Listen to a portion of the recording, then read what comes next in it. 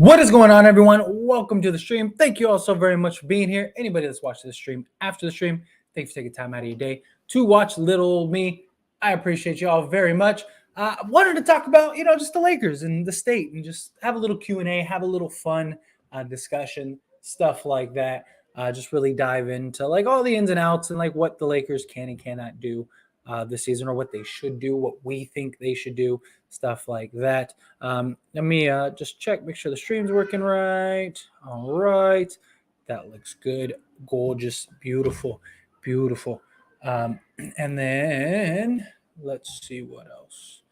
Kind of bear with me for a second. Plus, we're letting people trickle in anyway, so it all works out. It's beautiful. But all right. So when it comes to the Lakers, right? Obviously, we got to trade. Is the high hope. That's what we're all kind of hoping for, right? Trade to improve the roster, make the roster better, make the Lakers better, things along those lines. That would be beautiful. That'd be gorgeous. But look, in reality, the Lakers aren't going to do anything that's going to jeopardize not only this year, but the future flexibility with just assets and cap space and all of those things. That's the Lakers' primary focus. That's what the Lakers want to focus on and what they're so, big on at the moment. And whether or not you believe that Kyrie Irving is coming to Lakers, at the end of the day, the Lakers, for whatever reason, believe that is a real possibility. And so the Lakers are positioning themselves in a way to prepare for that. Now, could that end up blowing in the face? Think of Kawhi Leonard. That could be a real possibility also, right? Where the Lakers are kind of waiting around, hoping around for somebody, a star that may or may not come. That is always something that is worth at least a discussion. As far as, trading the picks, everyone's always, F them picks, go get the guys now, do this, that, and the other. The thing is, like, what trade is available that really makes us that much better to the point where it's worth giving up all of those picks? Like, we don't know what's going to happen trade deadline or offseason next year or whatever, especially the way that like these players and stuff seem to just want out every like 4 to 6 months.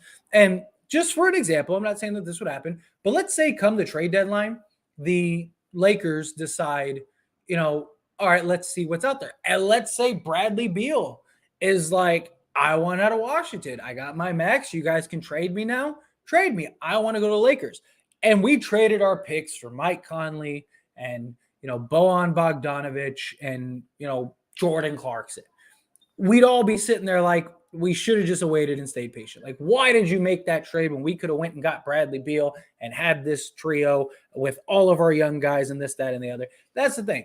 Like, I'm not saying that would happen. I'm not saying that the Lakers should even go do that. I'm just saying, like, you don't know what other options could develop. And you can always be worse. Like, I'm sure many of you remember Luol Deng and Timothy Mozgov, especially Luol Deng, because we just finished paying him. So, and that was under that mindset of like, forget next year, forget the next several years. Let's get the guy now this year that can help us. And Timothy Mozgov was coming off of a great season. Luol Deng was always a solid contributor, had some big moments, some big games, and the Lakers went and got the guys that they thought were going to help them win now, and they turned out to be terrible. We don't know. We've seen guys collapse under the pressure of the Lakers, right? Guys will be great one place, and then they come to LA, and they're nowhere near it. What if Mike Conley just can't stay on the court? What if Bojan Bogdanovic all of a sudden forgets how to shoot? Stuff like that. Like, there's a real reality where these kind of things could end up happening. And the Lakers, if you take on salary, you end up locking yourself into a position to where you might not be able to get out of it. Like, if they end up going and trading and they say, let's say they get Mike Conley, let's say best case scenario, I'm not saying that this will happen, but let's say that the Lakers get Vanderbilt, Beasley, and Mike Conley, but it takes both first. Now you're basically stuck with those three guys for the next several years, because those three, you're just traded all your picks for those young guys. Are you going to just let those young guys go? No, or at least I wouldn't. Why did you trade for them? And then if you're gonna take on Mike Conley, you gave up both picks. Now you have no way of moving off of him. So now if Kyrie wants to come or, somebody else wants to come, like let's say James Harden has another terrible year in Philly and he just doesn't perform in the playoffs again. And he's like, you know what? I don't want to be the second guy. I don't want to have to be the first or second guy. Like I go to the Lakers and let LeBron and Anthony Davis be that guy. I'm not saying that will happen, but it's something that could be a reality. It's something that the Lakers could be facing. So it becomes a tough position to be in if you're the Lakers. But let's jump into some of these comments here. What's going on? Hi, how are you? Appreciate you being here. There's a role he doesn't want to do because he would want to be traded and empowered. I'm assuming you talk about Westbrook. I mean, look, Westbrook, he's not against the trade.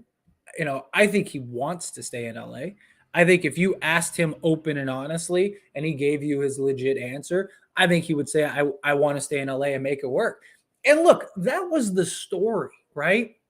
It's what we all wanted, right? We wanted to talk about Westbrook going to LA, teaming up with LeBron and Anthony Davis, and winning an NBA championship. Like that was the hope we all had that would get done.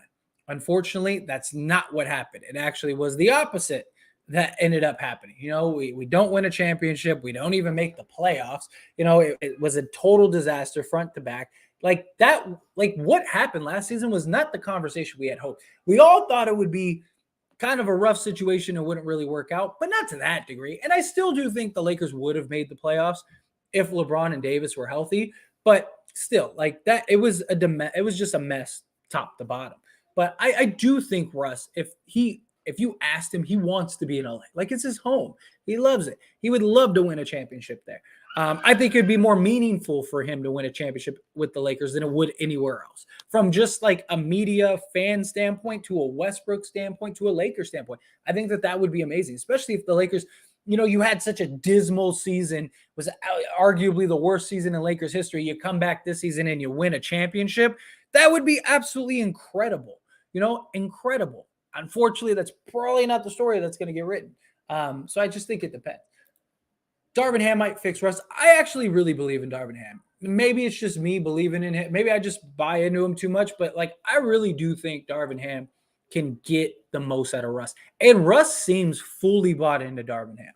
I mean, he's at every presser. He is attached. Every time we see Darvin Ham, Russ is there. Every time we see Russ, Darvin Ham is there. Like they definitely are building a relationship, which is good because that's what you want. If you are stuck with Russell Westbrook, you need a coach that he believes in and that he trusts and that he's willing to run through a wall for, because then you're going to get the most out of Russell Westbrook. And look, I really, really believe if the Lakers can stay healthy, if Russell Westbrook, if Darvin Ham can just get Russ to be effective, just get me 15-5-5, or even better, if you get me 18-7-7, but effectively, which is a key thing. Like Russ had 18-7-7 last year, but he wasn't effective. Like he was missing all these shots. It just, he wasn't taking care of the ball. It was just a mess. You could see it was clunky. But if they could get him to just, hey, look, you got this 25-minute stretch here. I need 18-5-5 out of you, or 15-5-5 out of you, or whatever. And Darvin Ham can kind of put him in positions to be successful, and he can go and operate the stat line. I think that would be absolutely perfect. Seriously. I think we would have a legit big three. I think the Lakers could legit make some noise. Will that happen though? I mean, that's a big question, if we get 44 million cap space, Kyrie's coming. Look, the Lakers can make it work. I wouldn't be shocked if Kyrie comes with that cap space. And that's why the Lakers want to wait. That's why the Lakers want to preserve that cap space, because they believe in their heads that Kyrie Irving's coming. And here's the thing. None of us know, for all we know, the Lakers and Kyrie have already had a conversation. They could have, like Kyrie could have said, save your cap space. I'm coming next season. If you can make deals to, whatever happens here, I'm leaving. I'm going to ride it out this year. Do that, or maybe he had talks with LeBron. We don't know. I'm not saying he has. I'm not saying he hasn't. But clearly the Lakers are operating to preserve cap space for next season for something, whether it's several pieces or it's a piece, which I think the Lakers really want that other piece. So I think that that's a big thing too. I believe the Jazz might be forced to a buyout, and the Lakers are just hoping that happens. Or the Jazz say, okay, give us very little draft compensation in Westbrook. You have to take back Conley. Look, I think if a deal could happen right now that was like, say, Conley, Beasley, and Bogdanovich for like a pick swap and 2 or 3 seconds, I think that deal would be done immediately. I think the Lakers would do that this second because they're taking on Conley's contract, but they have enough to move off of him next season, or maybe even one first. I could see the Lakers maybe saying, okay, fine. If we can keep one first, we'll give you a first, we'll give you Westbrook, and we'll give you, a pick swap or whatever. Here you go. Take back Conley, take on Beasley, take on Bogdanovich, because I think that preserves the cap space because Beasley and Bogdanovich are both expiring, so you could let them go or you could re-sign them or do whatever. And then Mike Conley could be very solid for you this year, but if he doesn't, like if you need to get off of him the following season, his contract isn't fully guaranteed. It's partially guaranteed, and it's only like 14.5 million, something like that off the top of my head. And so a team, if you have one of your first, and let's say Kyrie does want to come, well, then the Lakers could say, well, here's a first, here's Mike Conley, absorb it. Like the Spurs, for example. I mean, San Antonio was willing to go and take Russ at a first. They would take Mike Conley in a first immediately. So that's the difference. But I just think it depends on the deal. I think it's the deal that's on the table. I think that they're just trying to figure out what that is. What's up, bro? How you doing, Shay? Appreciate you. As crazy as it sounds, do you think Lakers have any chance at all of winning the chip with this roster? They put in too much of burden on LeBron. He's literally in his 20th season. I mean, look, I do. I mean, I wouldn't heavily bet on that. Like I wouldn't, I wouldn't bet the house on it or anything like that. But look, no team in the Western Conference are total world beaters. There's not a single team that I look at and go, man, Lakers are getting ran through. Like, no, if you have an MVP level Anthony Davis, MVP level LeBron James, these role guys mesh really well. Like, Russ is effective, stuff like that. I really think this Lakers team could make some noise. Not saying lock them in as a contender, but I really think they're good. There's not a single team in the West that has an answer for Anthony Davis. There's not a single team in the West that has an answer for LeBron James. So if those two are playing at a high level, I'll take our chances. Look, Anthony Davis, last time we were in the playoffs, we were an Anthony Davis away from probably going back-to-back finals because the Lakers, the Suns had no answer for Anthony Davis. LeBron James was making Jay Crowder look like his son. They were completely dominating the Phoenix Suns, and Anthony Davis gets hurt and everything just fades away. Again, because nobody has an answer for Anthony Davis. We need him. I think we go as far as he takes us, and I think it just depends on like the offensive schemes, the defensive schemes. Like I compare this team to the bubble team because it is very comparable. The only guy we had that was a good three-point shooter statistically was Caldwell Pope, and he was 38%, but he only took 3 attempts a game. Okay, the next closest was Kyle Kuzma at like 36%. We have 4 guys on this team that can shoot 38% or have at least shot 38% before. We have LeBron James still. We have Anthony Davis still. We have all the role guys. You have Austin Reeves as like your new Alex Caruso. We never had a guy like Kendrick Nunn on that team. We never had a guy like Russell Westbrook on that team. Our bigs are more athletic, more versatile, more younger. Like, I don't rule this team out. We have no idea how good or bad this team could be. This team could be great for all we know. This team could be terrible. We don't know. We're just going off of the assumptions of like what the disaster that happened last year. But we have an entirely new team, an entirely new coach. When you get a new coach, new schemes, offense and defense, you get new culture, new establishment, new visions, new everything, new player buy-ins, all this stuff. You got all these guys playing on playing for big contracts, stuff like that. Guys could really step up big. So yeah, I wouldn't rule them out. Like I said, I wouldn't bet the farm on it, but I wouldn't rule it out. Russ can be good if he is willing to adapt.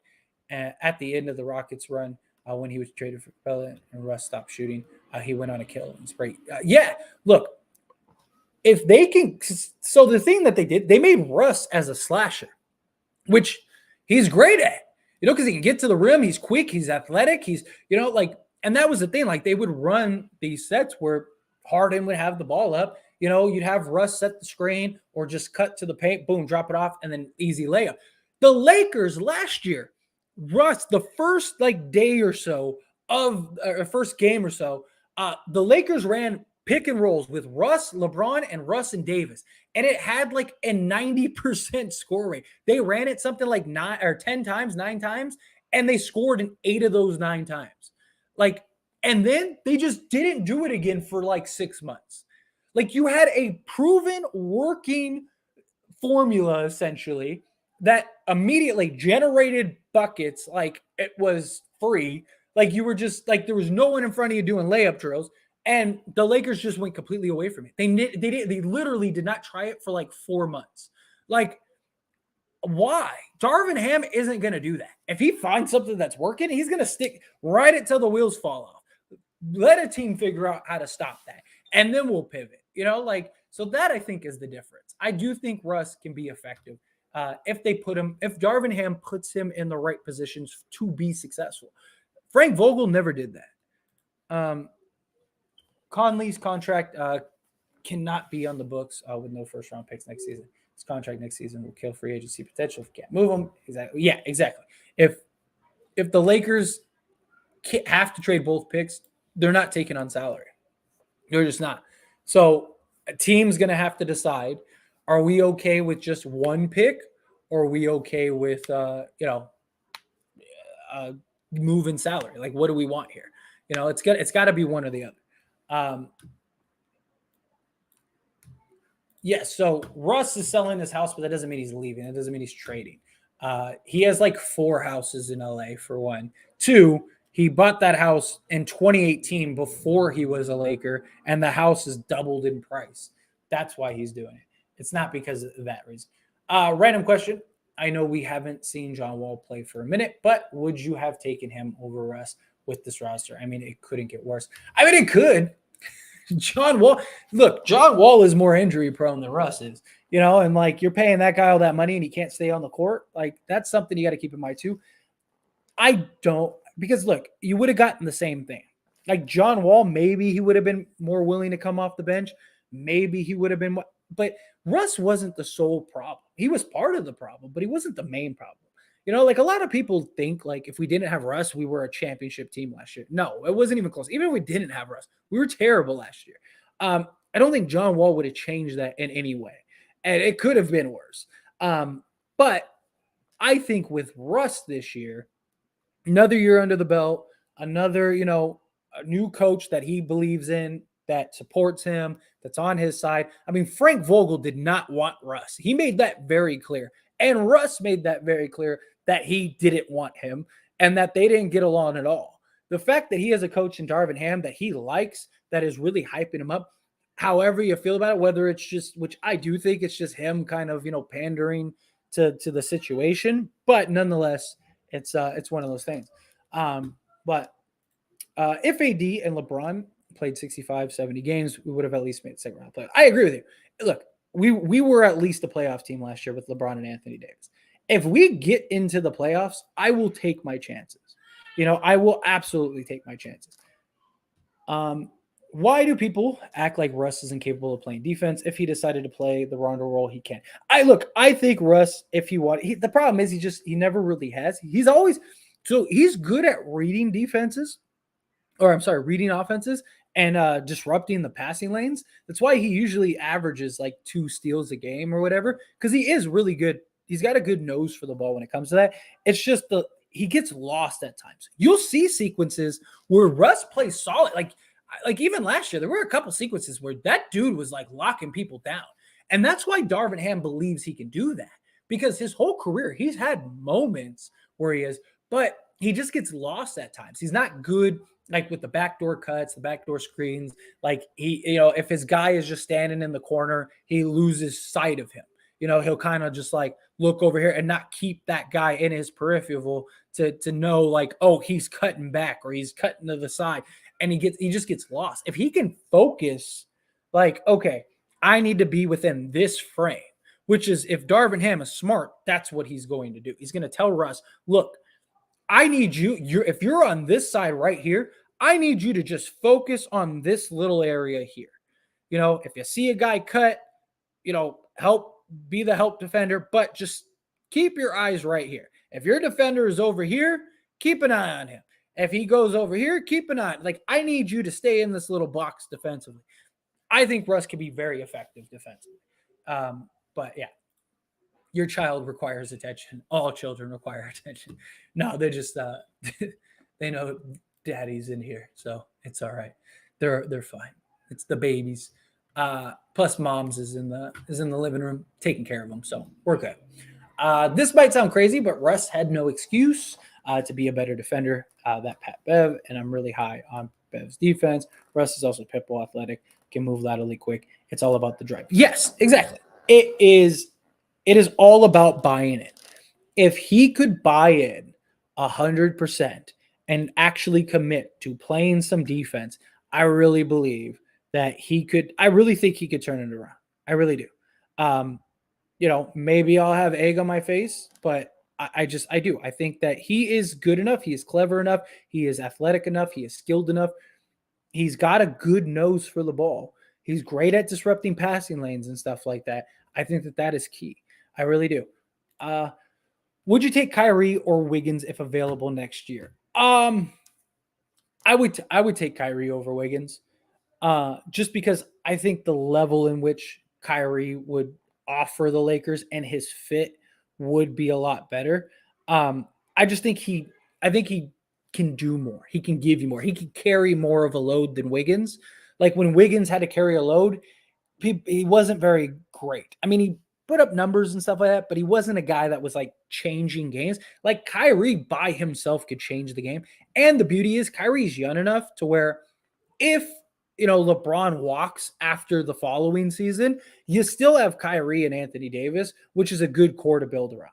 Like, so say not this season, but the following season, let's say after that season, let's say you run that 1 year with Kyrie. Let's say LeBron's like, I want to leave and I want to go play with my son. Kyrie and Anthony Davis, I think, can get you a lot farther than Wiggins and Anthony Davis, although I am really high on Wiggins. Like, look, if Wiggins is like our plan B, I'm not against that at all. But if it can't, like let's say we could say, hey, you could take your pick. Both Wiggins and Kyrie want to come, but you can only pick one. I would want the Lakers to take Kyrie. Even with all the headaches, even with everything, I would take my chances, just because if he's bought in, which I do believe he would be, I just think he makes so much bigger of an impact. But great question, Nets Nation. I appreciate that. The Warriors, see, I don't worry about the Warriors. Like, even last year, like, the Warriors didn't look like world beaters. Like, they were really good, but they weren't a team that you saw and you were like, God, they weren't Kevin Durant Warriors. Like, you looked at them and you were like, that team's beatable.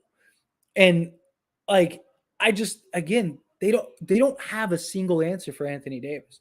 Draymond has played good on him in stretches in the past, but a 7-game series, Anthony Davis is winning that matchup. Anthony Davis is going to dominate that matchup. And they don't have anyone to stop LeBron. Like, Wiggins can make it a little difficult, but he's not stopping LeBron. And then outside of that, like, then what? And here's the thing too about the Lakers. Their biggest issue is wing depth, right? They don't have a lot of like tall guys. They don't have a lot of big guys, right? But you know what they do have? The one thing that is perfect against the Warriors, and that is a bunch of 6'6" to 6'4" guards that are super athletic and can chase. I mean, the Lakers could just throw bodies. Throw Walker, throw Nunn, throw Pat Bev, throw Troy Brown, throw JTA, you could just throw bodies at them because you don't have to worry about the size matchup. All these guys are bigger than Steph. Look, again, you're not stopping Steph, you're not slowing down Steph, but you can tire him out over a 7-game series. Same thing with Clay, same thing with Jordan Poole. Like, I would take my chances with that. But real quick, Jeremy, thank you so much for the super sticker. I really do appreciate that. Thank you so much. It really means a ton. Thank you. That was very kind of you. But yeah, and I always love these conversations. Lakers Jazz still talking on a report a while ago. Yeah, I mean, look, I think it's possible the Lakers get a deal. Look, if they can come to a compromise, a deal gets done immediately. Like if they can work out I think a deal gets done. Like I don't think the Lakers want to keep Russ, but I think that they know like it's if we have to, we have to. You know what I mean? Like I really do. But I think if a deal that the Lakers feel this is solid, this is a a deal that I think is fair, I think they take that deal. I really do. So if they can work out a compromise, I really could see it happening. New day, new Russ slander. Absolutely not. Look, I have been a huge defender and huge, talker upper of Russell Westbrook because I really do think he can be effective. I've been one of the few people that are really like, look, I believe Russ can turn it around. Is he a bad fit? Yes. I mean, look, as much as I love Russ, and I do love Russ, I think he is great. Like, fit is an issue.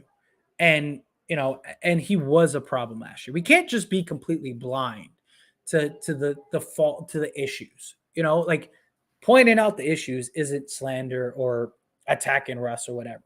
Like, he was part of the problem, but he wasn't the sole problem.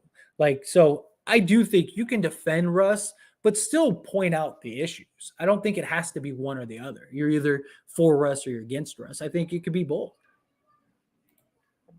The way to look at it, LeBron James, Anthony Davis, Westbrook, and Patrick Beverley have consistently been in the postseason. If LeBron and AD stay on the floor, Lakers will be there's not more than that. We'll be okay. Yeah, or we'll be in. Okay, yeah. I agree. Look, you give me a healthy LeBron, give me a healthy Davis, both playing at a high level. Russell Westbrook, just being Russell Westbrook, whatever that details, I'll take my chances. I will. I'll take my chances. Name me a team in the league that could guard all three of those guys if they're clicking. There isn't. Anthony Davis might be the biggest mismatch in the entire league. If he's playing at that MVP level, like because he could shoot. Last time he worked with Lethal Shooter, he shot like 36% from three. So he's working with Lethal Shooter this offseason. So hopefully he gets back to that. LeBron is still LeBron James until proven otherwise. Russell Westbrook, he can be a problem if need be. What's going on, Lake Show Pro? Go. Appreciate you being here. What is up? Russ will not be a bust. Coach Ham. I do. And like I said, maybe it's just me having too much faith in Coach Ham and Darvin Ham, but I do. I really think Darvin Ham can really make that good. Russ equates to 20 losses. Let that sink in. Look, I'm not going to – you can't hold him against last season. Like I said, we got to give him a fair – if he's on the roster, we have to give him a fair shake. Again, different coach, different environment, different players, different system, different culture, different everything. You got to give him a fair shake. Let him prove one way or another. Because you'll probably know rather quickly. If we get 10 games into the season and it's just not working and we're like 2-10 or 2-8, yeah, then that's a problem. So if we are in, you tell me, other than maybe the Warriors or Clippers, who's going to beat the Lakers in round one of the playoffs? I agree. I'm with you. I agree. I think I'm not worried about the Suns. I'm not worried about the Grizzlies. I'm not worried about Dallas. I'm not worried about, I mean, look, the Clippers might be out before they even play the Lakers, because I just can't believe in the Clippers until you prove me otherwise. Every year it's the Clippers year, and then they just don't make it out of the first round. But yeah, I mean, the Pelicans I'm not worried about. The Timberwolves I'm not worried about. Utah is out of the picture. Denver, I mean, we haven't had a problem with them before, so I don't think that it's going to be a problem now. I just, it's not a team that I worry about other than the Warriors and, I'd say the Clippers. If the Clippers can stay healthy. I mean, seriously, that's a big thing. I do want to say thank you for taking the time out of your day to answer out our basketball questions. Your basketball IQ is high as LeBron's. I'm actually serious. Well, thank you. I mean, I don't think it's that high. That dude is like a savant when it comes to basketball. No, I am a student of the game. I'm a student of the sport. I love the sport, and I'm one of those people. I believe if you're going to talk about something, you should at least know what you're talking about. I don't want to. I'm not saying I know everything. Believe me, I don't. There's so much ins and outs and this, that, and the other. But I try to know as much as possible, and I'm also somebody that's willing to learn. Like if there's something that comes up that I don't know personally, I'll go look it up. I'll go find out what are the ins and outs with that? How does this work? How does that work? So I can be better for all of you. But no, I do. I appreciate it. I love this. Like I really do. I love being able to just sit here with all of you, talk, have fun, have these conversations. Like I think it's awesome. I really do. I think it's awesome. But if you think this is awesome and you really do enjoy this, hit that like button. It really does help me out a lot. You have no idea the power of the like button. You have no idea how well it helps even after the stream. So hit that like button. If you're not subscribed, please subscribe. Let's what are we at? We're at 3365 as far as subscribers go. Can we get 35 subscribers in this stream? That would be awesome. There are 105 of you. I'm sure there's some that aren't subscribed. I'm sure people coming in and out constantly won't be subscribed. So subscribe to the channel. Hit that like button. Help me reach that goal. Let's set that goal. I think that's an achievable goal. That would get me to 3,400. Let's do that. Help me out. Help me out. Like the video. Subscribe to the channel. Let Russ redeem himself. He will be better this year. I agree. I really do, Andy. I think Russ will be a lot better. I mean, look, if we can get a deal that is more of a natural fit, I think you got to take it. I really do. I think you got to. Give him a shot. I think you got to take a shot on that trade. But if worst case we end up with Russ, I think we'll be fine. I really do. The new Mustang is being revealed today. I'm gonna have to check that out. At this point, keep Russ. Look, I'm not against it. I'm really not at all. Fun fact: Indy and San Antonio have odd situations. Both are 13 to 15 million under the minimum salary cap, 90% of the cap. They need to take on salary, or they will have to pay fines because of it being too far under. Yes, that is very true. I thought Indy was like 17 million or somewhere around there, but I mean, nonetheless, I mean, even if it's 13 or 15, it's still a lot of salary. Yeah, I know, and that might be something that Indy works out. Maybe that's where the Jazz unload guys. But I don't see Indy giving up pieces and picks. I think if anything, they'll sign like a player or two to like some ridiculous deal, because we've seen teams do that before, and there are still free agents out there. So I could see like who was it? Who was it that they did that? Oh, JJ Redick, the JJ Redick rule, where they gave like what was it? The Sixers gave JJ Redick something like 25 million for just one season, just as a placeholder. Teams do that a lot. So I could see a team doing that, like giving like one of the guys something, or just giving, signing 2 or 3 of these free agents and just giving them, 10 million a piece when they probably only get a vet minimum. Sometimes it's good to be one of the last ones, especially when you're on these situations. I could definitely see something like that happen. But we'll see. We'll see what develops. Maybe they could work something out. Kind of play with it. Look, I think if the Pacers came down on their deal, I think the Lakers would take that deal. Problem is, they just want weight. They want more for Buddy Hield and Miles Turner than the Nets did for Kyrie Irving. Like, that's insane.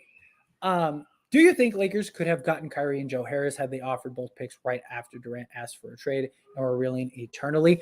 I don't think so, because I think the idea was we're not trading Kyrie until Kevin Durant. We figure out what to do with Kevin Durant, because I think if there was a serious offer, I think the Lakers would have done it.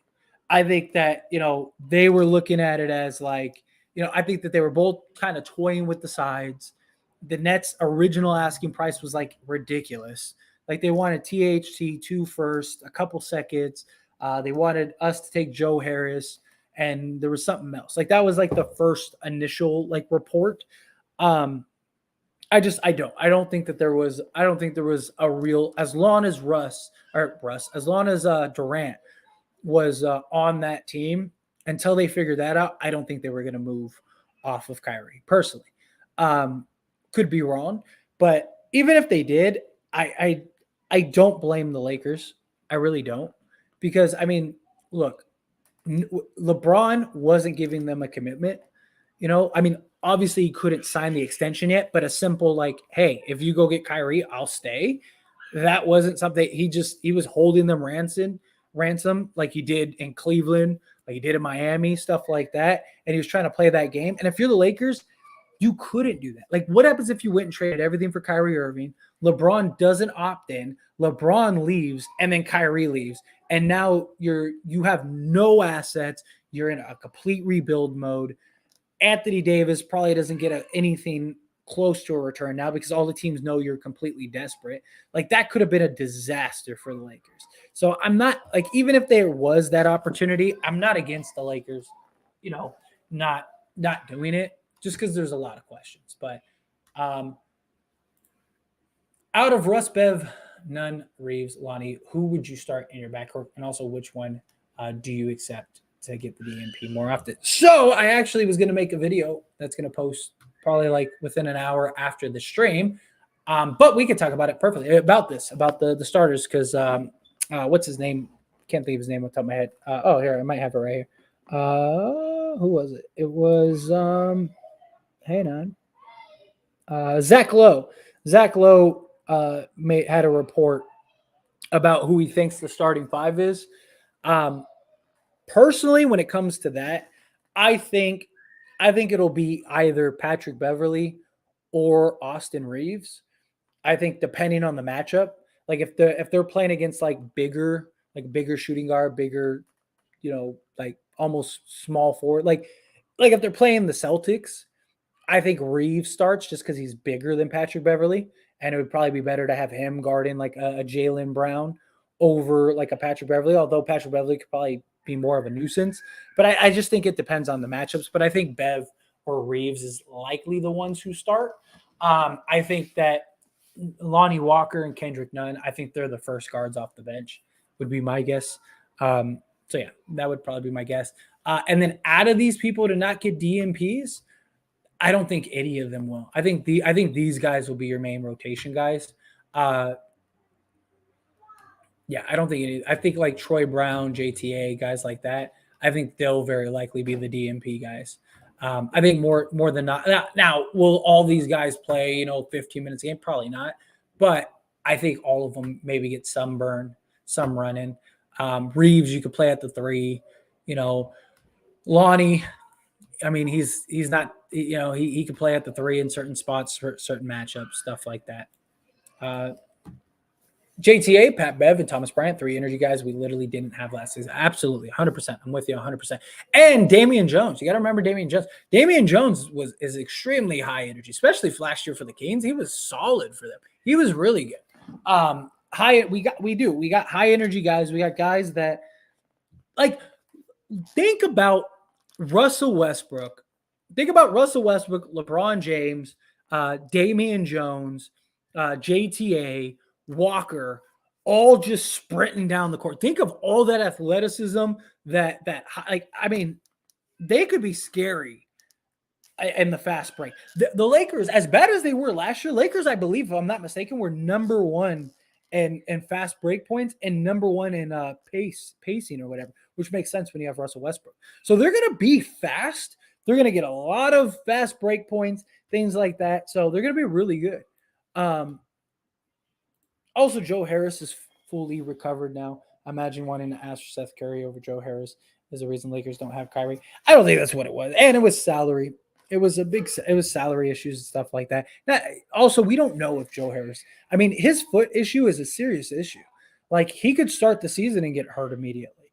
Like, he hasn't ran sets and 5-on-5s and stuff like that. They just think he's healthy, or based on what they're saying, which they're not going to not say that. If Russ stays first Lakers home game, now is Russ treated by the home crowd? I think he gets booed by the home crowd. I really do. Because I just think people are petty.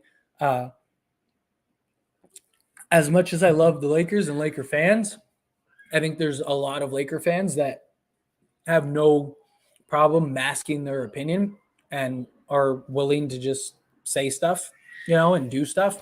So I definitely think he gets booed. I hope not. I really hope Lakers Nation, if he's on the team, support him. because look, he's on the team.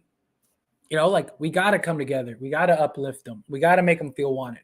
You know, like how can we expect him to play great and we're, down his throat constantly, stuff like that. Like I don't think you can have it both ways. I think if you really want Russ to improve and be better, we got to support him. We got to give him a fair chance. We got to give him a fair shake. Personally, like and subscribe. That is right. Hi HP. Yes, yes, yes. Please, if you haven't liked this video, hit that like button. You have no idea the power of the like button, and it's free, and it really helps me out. And subscribe to the channel. We're 34 subscribers away from reaching 3,400. Can we hit that 34 subscribers before I end the stream? That would be amazing. So like the video, subscribe to the channel. Both things are free. Both things really help me out, and I'd really appreciate it. Let's do that. Let's hit those goals. Let's hit those goals. That would be awesome. How many, let's see how many likes we have. Let's set a like goal too. We're at 43 likes. Can we get to 100 likes? Let's get to 100 likes and 3,400 subscribers. I need 33 subscribers and I need about like 60 more likes, and we'll hit those goals. That would be fantastic. It's good to set goals, right? The last time we missed the playoffs, we won the championship the next season. That is very true. The last time we missed out on a star, Kawhi, we won a championship. That is very true also. I really do have a lot of faith in the Lakers this year. And maybe it's just me being a little optimistic, but I do. I really like it. My starting five: Thomas Bryant, AD, LeBron, Reeves, and Kendrick Nunn. If we didn't have Russ, I could absolutely see that being our starting five. I just think Darvin Ham already said he's going to start Russ. I think this starting five would be absolutely solid if we didn't have Russ on the roster. But I think as long as we have Russ on the roster, I think he starts. My problem is this roster was obviously constructed with the assumption that Westbrook would not be on the team. I think part of that, yes, I really do. I do think part of it was that they probably believed that they could get a deal done for Russ. I think the other part of it is like that's all who was out there. Like outside of Otto Porter Jr., who we couldn't afford, there were no real wings. I mean, Josh Jackson, but like he's been terrible, So it's like he's still very young, so maybe he could have that opportunity. But like all there was this offseason were the two young centers, which we got, and then all of the undersized, wings shooting guards. Like that's all there really was this year. And I think the Lakers pretty much got everyone that you could get, that they could realistically get. So I do think it was a combination of things, but I do think some of that was the intention that like, oh, we'll be able to move off of Russ this season. Are Lakers 10-10 and goated? I don't know. They might be. They might be this season. I don't want to put all my eggs into a basket, but I think they could be really good. Russell Westbrook, New York Knicks. Look, I think he would be great on the Knicks. I think the Knicks should be trying to trade for him personally, because I think Westbrook gets that team to the playoffs at least. Worst case, you're a play-in team with Russ. I think that they have the pieces around to make him effective. I think he could just be Russ in New York. I think you get that big name. It helps you put butts in the seats, stuff like that. I do. I think that Russ to New York would be great for both Russ and New York. Kendrick Nunn should start and Westbrook should be benched. I agree, but I just don't see that happening. As long as he's on the roster, I just don't think that happens. I think as long as Darvin Ham has already said Russ is starting if he's on the team. That he did say he will bench him if he has to, but that he's starting. So, how much cap space are the Lakers currently projected to have next summer?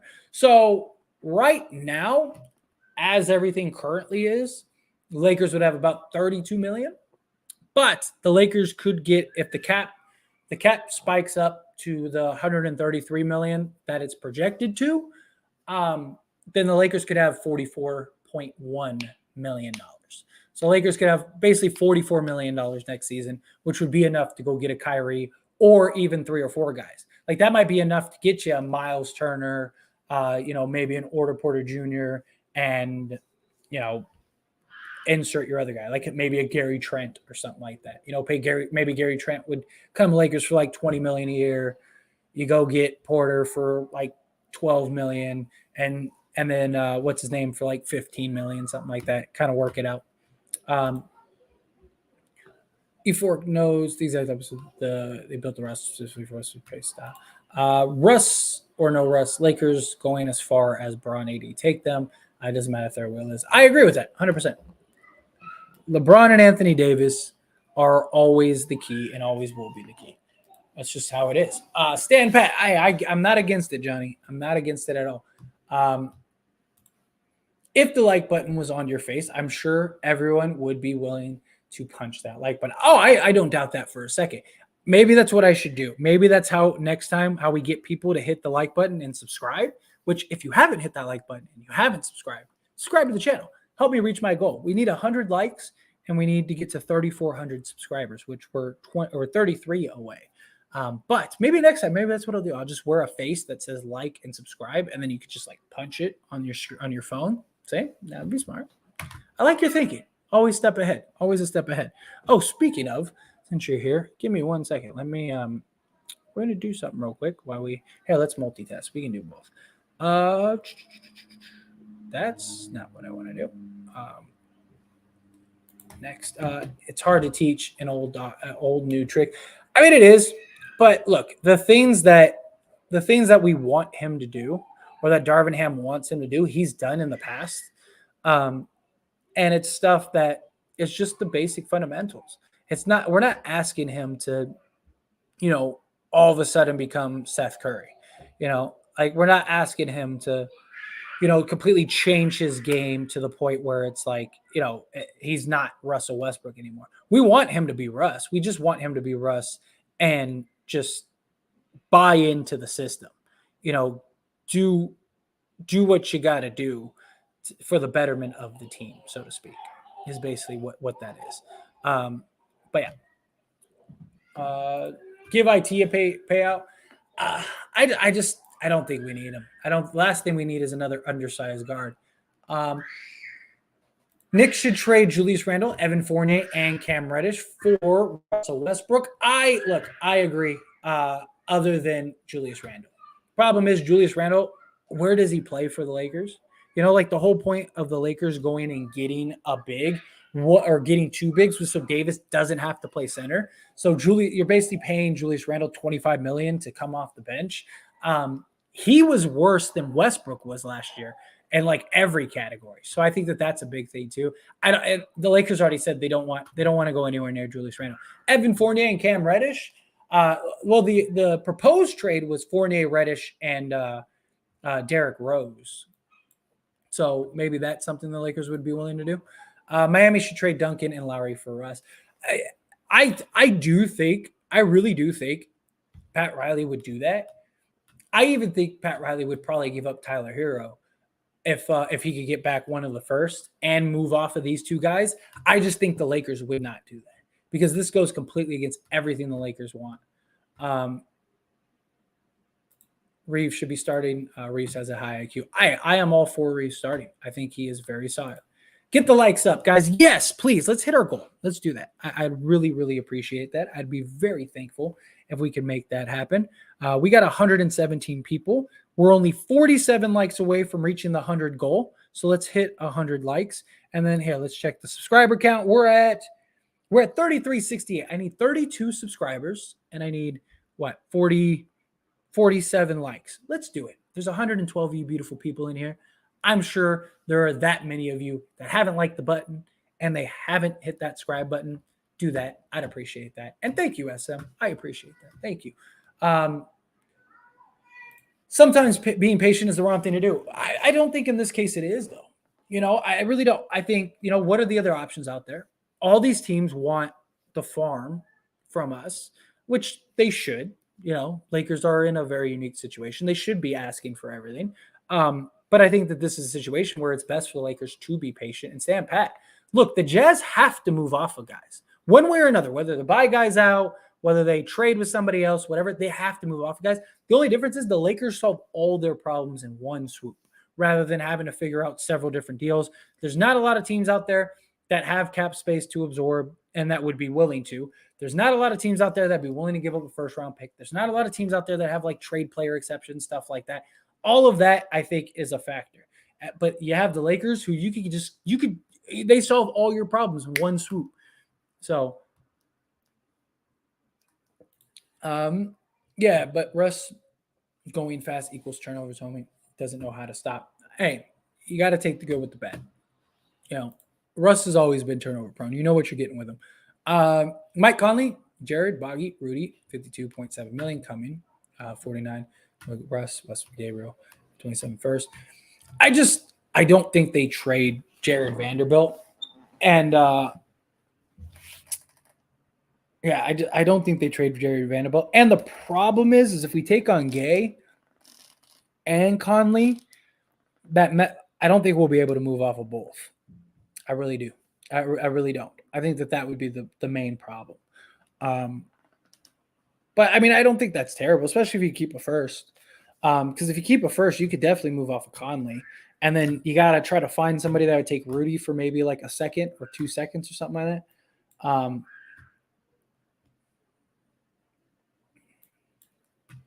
What else we got?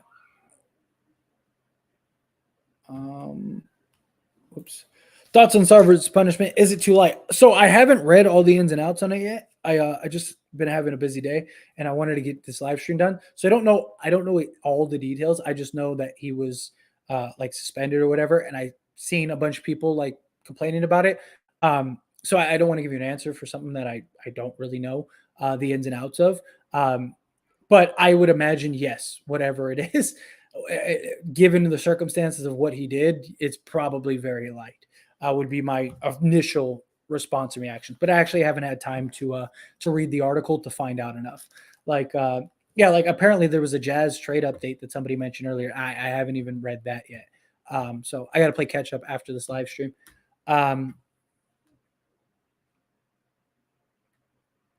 What else? I knew Russ would get traded. I mean, it hasn't happened yet. Hopefully it happens soon. I wouldn't be against it. Yeah, we'll see. What else? I want Kuzma back. I wouldn't mind Kuzma coming back at all. I think that would be great. Hey, we might be able to sign him next season. Let's say Portland starts off really bad and they to rebuild. Do you think Lakers could offer Westbrook a 2 first picks, unprotected, 2 second round picks for Jeremy Grant, Josh Hart, and Gary Payton II? I mean, possibly. That wouldn't be terrible. 2 first round picks. My only concern is that Gary Payton II, I don't think the Lakers would want to take on, because he signed a multi-year deal, right? So I don't think the Lakers would want to take on his multi-year contract, if I'm being honest. I don't think it's a bad trade at all. But I don't think they would give rid of Jeremy Grant. I really don't. Like, even if they did a rebuild, I think they want to keep Grant. Because they didn't really give up much for him, but they still gave something up for him. I don't think this is a terrible trade, though. Assuming, the circumstances fall into place. But yeah, I mean, I wouldn't mind it. I wouldn't mind it at all. What do you think about the closing lineup of Nunn, Bev, Reeves, LeBron, and AD? I think it depends on the matchup. I think it depends on which teams we're playing against. Like if we're playing against like the Timberwolves, that would probably be terrible. I probably wouldn't want that. But I come playoff time, I could see something along those lines, depending on who we're playing, depending on the matchups. I could see something like that actually, like that being our closing lineup. That wouldn't shock me at all. So yeah, possibly. I don't want him to be Russ. Russ should be Dennis Schroeder. I don't know. Did you see Dennis Schroeder? Is there children nearby? Yes. My kids are eating in the other room. And my babies, I have like babies. They're like 3 years old. They no daddy's in the room, so they like run over from over there to over here. I'm currently not in my house. Like I know when I was doing the live streams before, you never heard my kids because I was in like a house. But we recently sold our house and we're looking for a new house to buy. But in the meantime, we're in like an in between place. We got like a little apartment in between selling the old house, buying a new house. So currently, yes, I only have so much space where before you had never heard my kids because like my office was like upstairs, tucked away in like the far corner. So like the kids could be in the living room and you wouldn't hear them. But now you may hear kids every once in a while because, like I said, we're in an apartment. So yeah, but bear with me, and at least you know I'm a family man. At least you know I'm a family man, right? Stand pat and wait for Irving. Russ will be better. I would sign Schroeder too. My problem is that I wouldn't want Schroeder as the team already is. I might not even really want Schroeder, period, but I think it just depends on which one. He is, however, killing it for Germany right now. He's been really good for Germany. But I will say that if he comes in, if it's a Dennis Schroeder that's like, hey, I messed up. I'm willing to come in. I'm willing to do whatever you want. Basically get a piece of that humble pie and come in. I don't think he'd be a terrible pickup. But we just have too many undersized guards right now. And we have just too many guards, period, that I just think the last thing we need is another guard, especially if we end up keeping Russell Westbrook.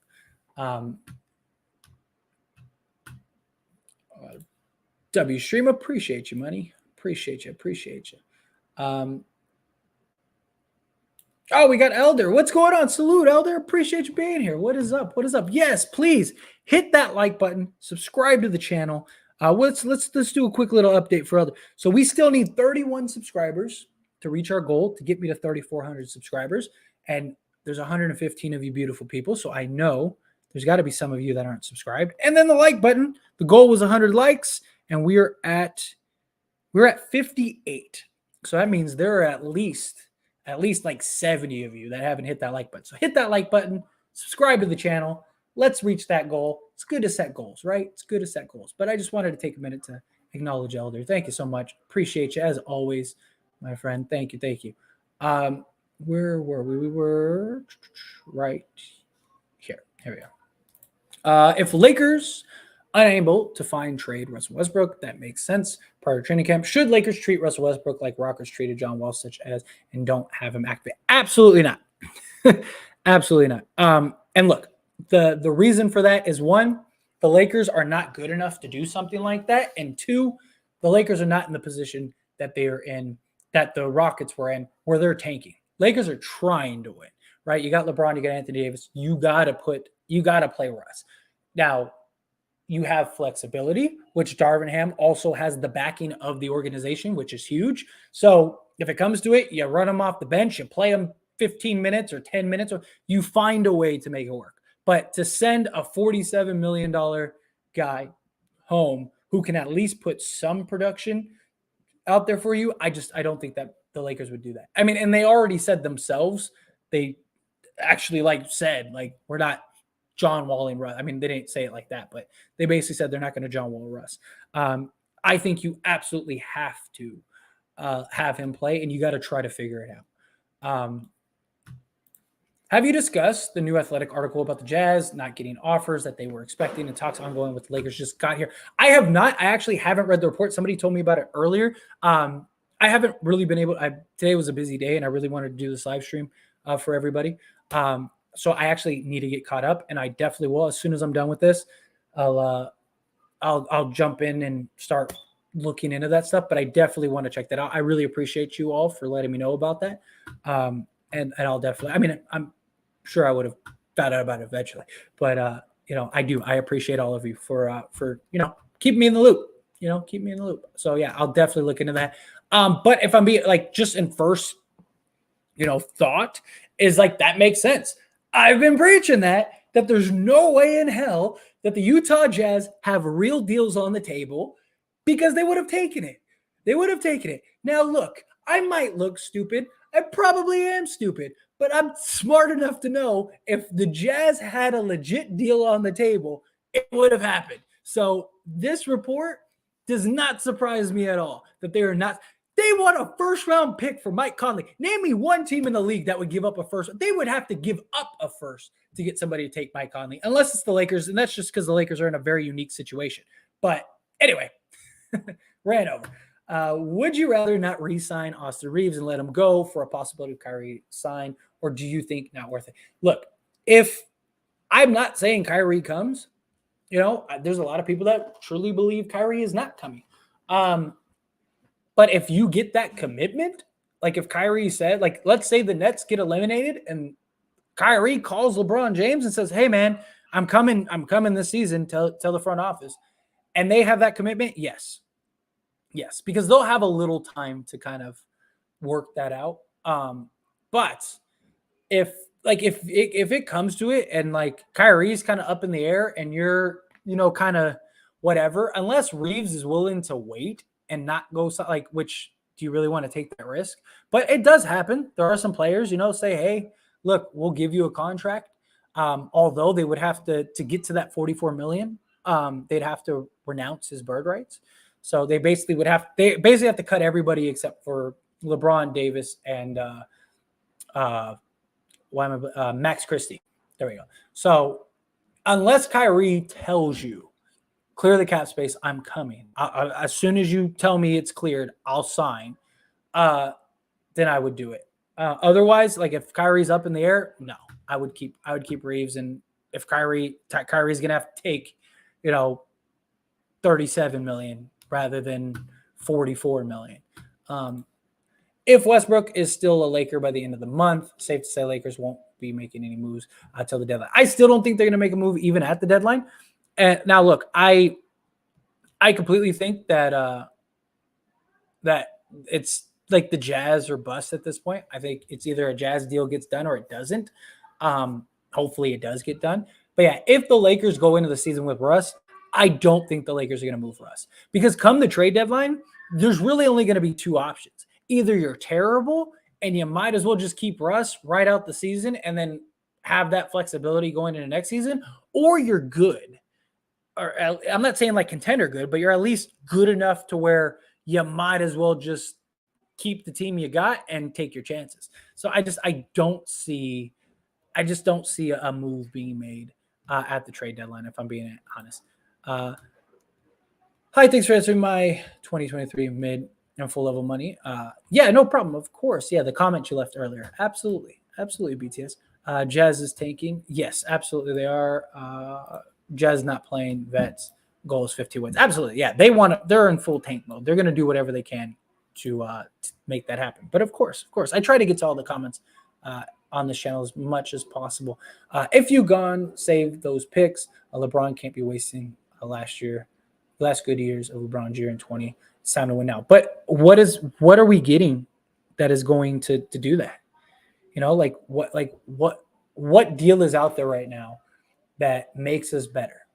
Because look, even if we get Mike Conley, let's say best case scenario, let's say for whatever reason the Utah Jazz are on something.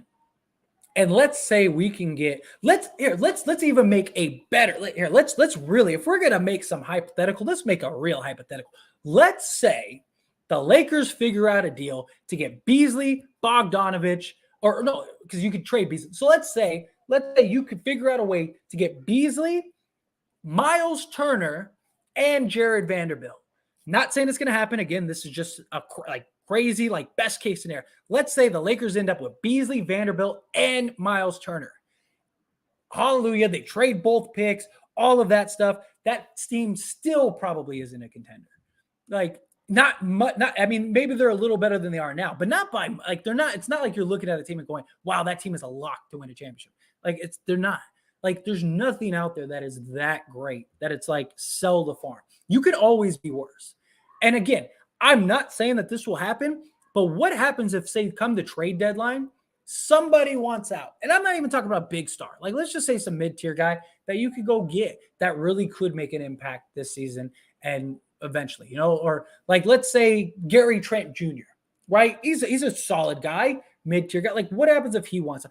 You don't know what tomorrow could bring, and nothing right now is worth like, oh, let's take this now. Like if there's a deal that is that good on the table, like if Kyrie Irving was still available and the Lakers could get that deal done, you do that deal. Because that is an impact player. It's a guy that can help you now. Also, if LeBron leaves, you still have AD, you still have Kyrie. That's a pretty good start, in a rebuild. That's fine. But none of these guys are going to move the needle so much that the Lakers all of a sudden become a contender. Like it's just not. I mean, this Laker team might be good right now. Like a lot of people think that we're punting the season if we stand pat. I look at that as people that just see a bunch of names on a roster and they don't know who they are. So they just assume that everybody's terrible. Like I don't know who Walker is, so he must be bad. No. Like this team could be very good. Very good. I'm not saying they will be, but they could be. We have no idea what this team is capable of. We have no idea how good this team will be. We're going off of an assessment from last season, which you cannot do. Different coach, different atmosphere, different culture, different environment, different players. I mean, you only have 4 guys from last year's team on this team now. I don't think you can make that assessment. Like everyone's always saying, like, we can't be wasting LeBron's years. What if the Lakers win a championship this year with this team? Like, I'm not saying they will, but like the Dallas Mavericks were just in the Western Conference Finals. Like, and I think this team on paper is better than they are. Like, even now, and I think they upgraded this year. Like, so all of those things, like, it's just, I can't support the whole, oh, we're punting a season, we're terrible. Like, I don't agree with that. We have no idea. Keep Westbrook simple. I'm not against that at all. Coach Ham is the man that he has a plan. Trust in him. I'm with you, Randy. Look, good coaching solves a lot. You have the right, and belief and culture solve a lot too. None in Bev is small. I agree. They are small, but it's kind of where we're at right now. We just got a bunch of undersized guards. So, I mean, I just think you put your best guys on the floor. I don't think Nunn and Bev are going to play a lot together. I think very likely. I think Bev starts. I think assuming we don't make a trade, I think most of the time it'll be Bev and Westbrook that start. And then I think like if we're having like big, like I said, like I mentioned earlier, like if we're playing the Celtics, and Jaylen Brown is the shooting guard, I think they put Reeves in because Reeves is bigger. So I think it just depends on the matchup. I have a 4-month-old. Okay, so you get it. I have 5 kids. So I have twins that are both 3, and then I have a 5-year-old, a 7-year-old, and a 9-year-old. So I have a packed house. So there's always kids. James Harden could turn into possible option for next year. It depends on 76ers. Look, I don't, like, if I'm being honest, I really don't think that would happen. But I am also somebody that believes never say never. You never know. I mean, James Harden, if he ends up having another bad playoff series and lays a goose egg and Sixer fans turn on him and stuff like that, and it just isn't looking good, or, say Daryl Morey's like, hey, I don't know if I want to pay this guy, or something happens. Who knows? Maybe James Harden goes to the Lakers and say, hey, look, I could go to the Lakers. I would be the 3rd option rather than the 1st or 2nd option. I could just play point guard and facilitate and stuff like that. Like, maybe I could see that happening. Don't trade unless for number 2 round pick expiring contracts. Yeah, I just think it depends on what's on the table. I have zero belief in the Lakers getting Kyrie. Hey, it could be very well be a pipe dream. I think it just depends on how the Nets season goes this year. If the Nets are pretty, even if they don't win like the championship or any of that, but if they're like solid and like, like Kyrie balls out and stuff like that, I think the Nets give him an extension. But if it's not going very well, or the Nets kind of feel like Kyrie or KD still wants out, I wouldn't be shocked if they just blow it up. Like, like if they start off like they did last season, where they're like the 7th seed or something like that, I could see them just going, you know what? Like, let's just start scratch. I think it just comes down to the season that Kyrie has. Haven't we learned for waiting on superstars? I agree. I do. But my thing is, like, what else is out there right now? Like, I'm not saying that they should be waiting for Kyrie Irving, but I just don't think anything is that big of a move that's just going to change the the fates of, this team. I just personally need Kevin Hart at center, lockdown. Facts. Have you seen Kevin Hart play? He's what, a 2-time celebrity game MVP? I see 61 likes. Let's see. Let's double check. Let's see. When we checked it earlier, it was at we're at 70. I need 30 more likes to reach that goal. There's 123 of you, so I know there's at least 30 of you that didn't like this video. And oh, look at this. This is beautiful. We're 30 subscribers away from the goal, and we're 30 likes away from the goal for the likes and the subscribers. Perfect. Beautiful numbers. I need 30 of you in this stream right now. There's 122 of you. I know there's 30 of you. Hit that like button. Subscribe to the channel. Don't think the next guy is going to do it. You do it. Subscribe to the channel. Like this video. Help me reach that goal. That'd be awesome if we could hit 3,400 subscribers and hit 100 likes in this video. And we were exactly 30 away from all of them. Help me out. I really appreciate it. And it's free. Evening, Tyler. What's the news? What is up? How you doing, Jedi? Well, yeah, there's new reports. The Utah Jazz trade. I haven't read it yet. I got to go check it out after this live stream. I will definitely do that. But beyond that, we're just normal talk. We're just talking about like Lakers options, what people want to think, what people think should happen, what people want to see happen, this, that, and the other. Nothing too crazy, nothing specific necessarily. Just kind of answering questions and just having an open talk on what the Lakers should do. Kevin Love is a good fit with LeBron and AD. Problem is like what do you trade? Trading Westbrook for him? I like that. I just don't see a way that we get there. I mean, I wouldn't mind Kevin Love. I just don't see a way that we get there. Y'all give up already. We are stuck with this roster. I don't see any moves being made. Hey, it's very possible. It very well could be. But the Lakers do still have to at least have to sign or move somebody or do something because they don't have a full roster yet. Oh, yeah. Elder said, yeah, see, perfect. Yeah, you have to add at least one more player. Yes, facts. Thank you. 100% agree. Yeah, absolutely.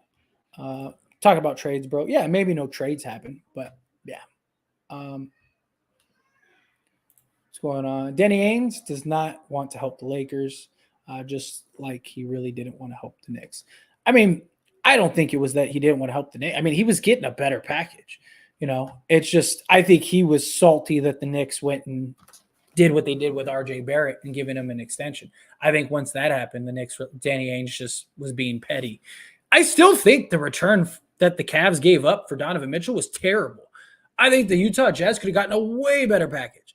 I mean, the Knicks package, even like before the trade happened, even without RJ Barrett in it, I thought was better than that. I mean, Colin Sexton, and look, Utah has a pretty good roster still. Like, don't get me wrong, but look, Colin Sexton has the second worst plus minus in NBA history.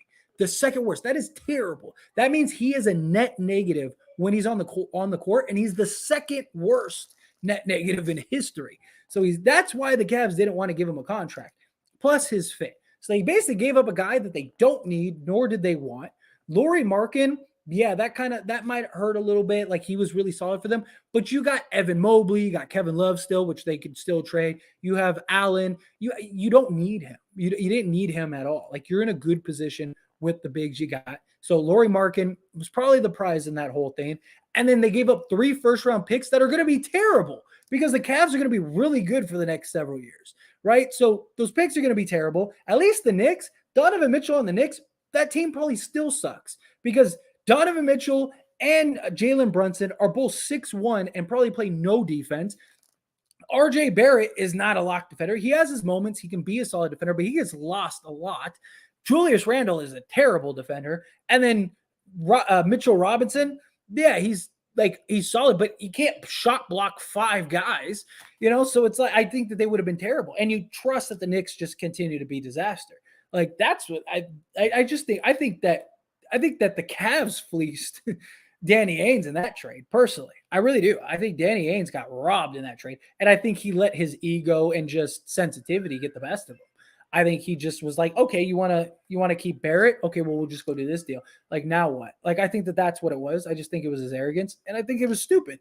You would have gotten a way better trade from the Knicks, especially if you leverage that, because the Knicks said they never gave him a chance to try, have a counter offer. That's ridiculous. That's insane to me. Like, I would have leveraged that. I'd be like, look, you got one option. This is the package we want right now, or we're doing the Cavs deal.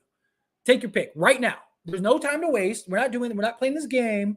Like, I'll counter. No counter. I have a Cavs deal right now on the table. This is what it is. We're taking that deal if you don't take this deal. I don't care if we're getting a lesser deal. I want this. I either want you to give this up and you could have Mitchell, or I'm going with this deal over here. Take your pick. And then I would have done that deal. If the Knicks were like, no, I don't want to do that, I would be like, okay, fine. But if they would, maybe they close out. Like, it's just he got fleeced in that deal. Like, it was a terrible deal. You got a terrible net negative player in Sexton. Lauri Markkanen, he's a stud. He's playing great overseas right now. You got 3 draft picks that are going to be terrible, and you got 2 pick swaps you're never going to use because the Cavs are going to be really good for the next few years.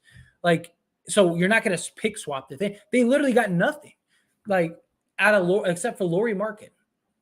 Like, yeah, congrats. Ainge gave the Lakers Beverly. That helped. It did. I absolutely do agree with that. I agree. We've been missing an on-the-court defensive leader. Absolutely. And just that dog, that drive, that all of that stuff. I think all of that is huge. Like, I think people are missing. Go look up. If you think Pat Beverly is, because I have a lot of people that are like, oh, he's not going to move the needle. Go look up his win percentage for teams, like the impact that he has on winning. He's one of the top ones in the league. And I'll even give you some better stats. Did you know Patrick Beverly is number 2 in the league behind Giannis as far as being the best defender and the closest proximity?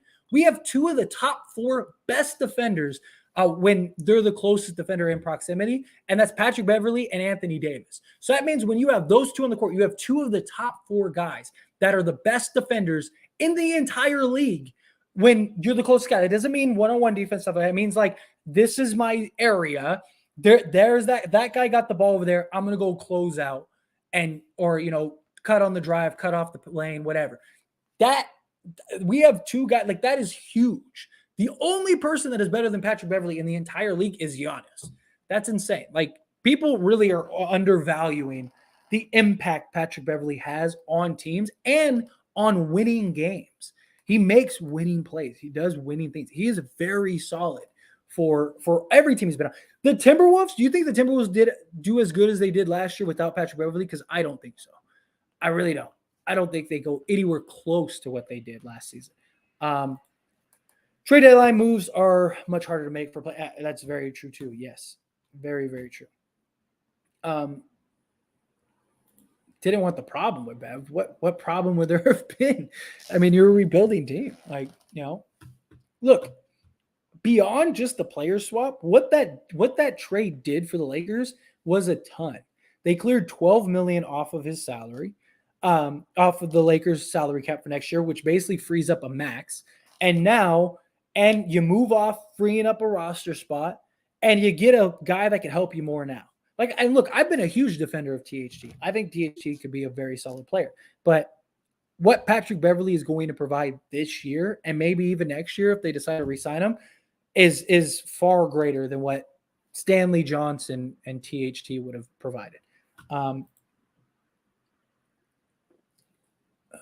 The Jazz accepted a first round. 76ers protected pick 138 so now they would def accept a first round for Bogdanovich, and no one wants to give it to him. Oh no, I do believe. Look, and that's what I'm saying. If there was a deal on the table right now,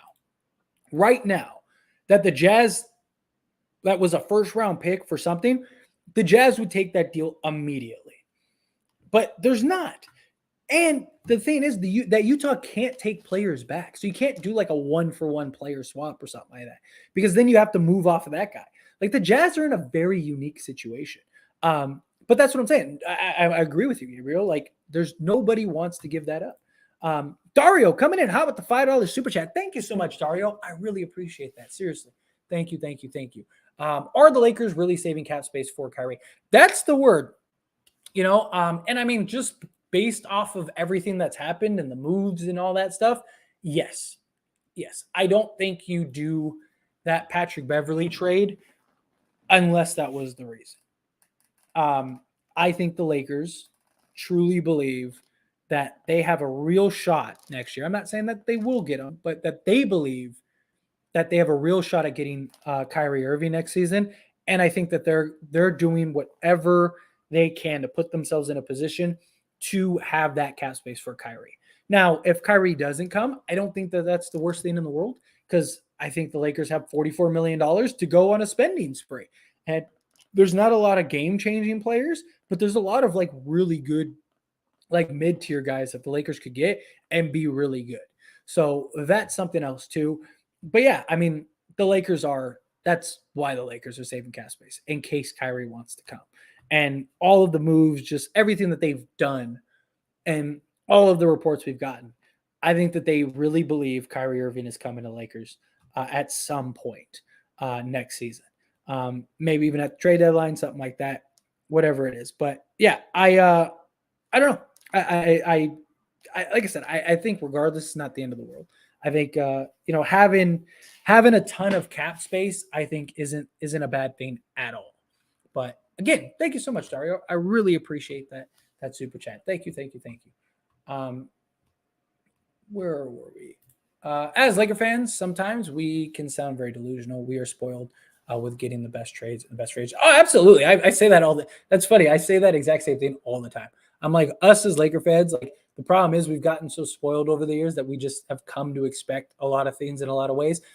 And look, at the end of the day, there is not a team in the league right now that wants to be the Grizzlies Pau Gasol trade, where you get fleeced by the Lakers. No, there's not a team in the league that wants to help the Lakers win a championship. Let's say Utah makes this deal and the Lakers win the championship this year, and let's say Bogdanovich and Conley and Beasley are actually key components to them winning a championship. Oh my, the hate and just stuff that is going to be flung at the Utah Jazz is going to be insane. Like they're going to be like, this is why you don't trade with the Lakers, blah, blah, blah, blah. Like, I can't wait for that if that happens.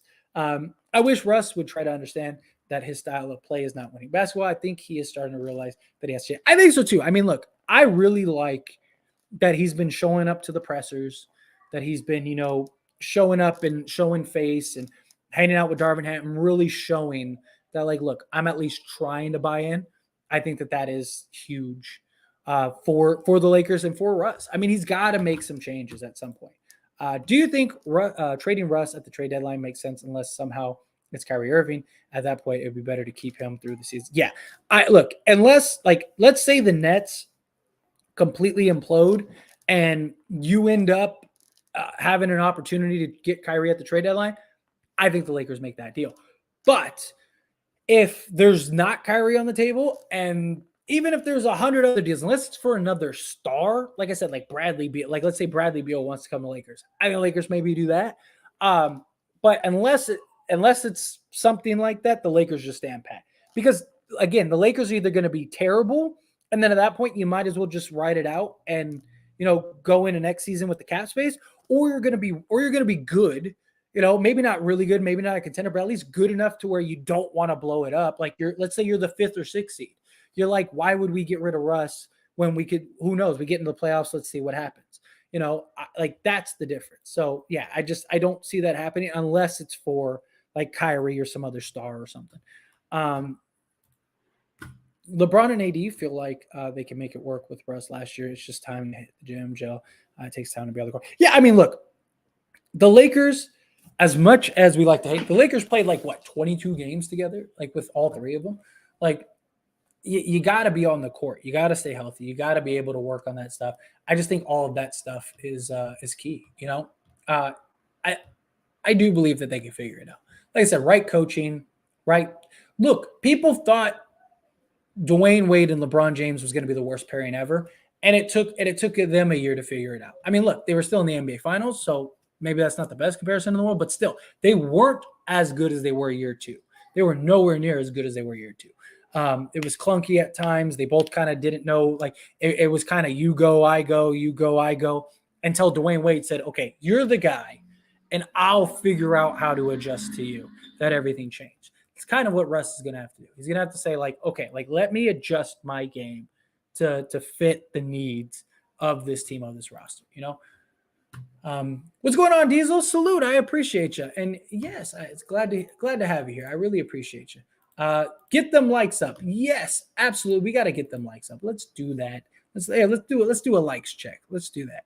Let's do a likes check. Let's do a subscriber check. Let's see where we're at with all that. We're at